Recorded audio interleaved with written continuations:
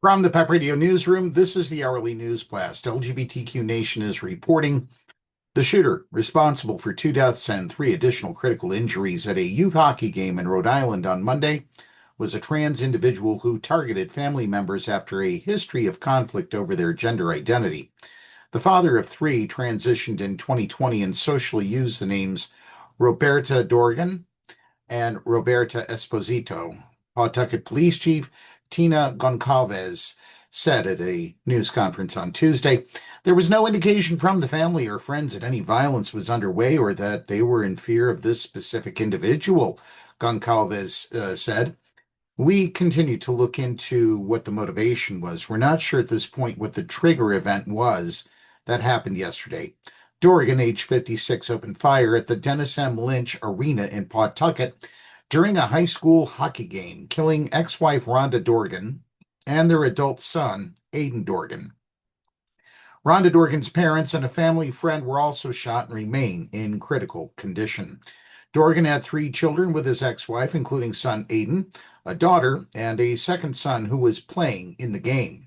The shooter had been to their son's hockey games in the past, and their presence in the arena Monday night was not unusual, according to Chief Goncalves. Authorities said Dorgan carried 2 guns in the arena, a Glock 10mm and a 6-hour P226. After at least 3 bystanders intervened to stop Dorgan, they reached for a second gun to take their own life. The shooting followed a history of family disputes involving conflict over Dorgan's gender identity, according to court records.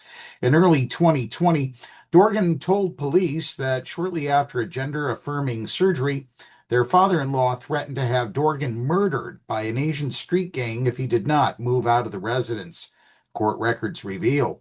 Dorgan quoted the father-in-law using a derogatory term for transgender individuals and said no such person was going to stay in my house. The father-in-law was charged with intimidation of witnesses and victims of crimes and obstruction of the judicial system, WPRI News reports. Prosecutors later dismissed those charges. That's part 1 of this news blast. We'll have part 2 and conclude this story during our evening time slot from 10 p.m. until midnight. If you are watching our news videos on YouTube, please be sure to like our video and subscribe to our channel.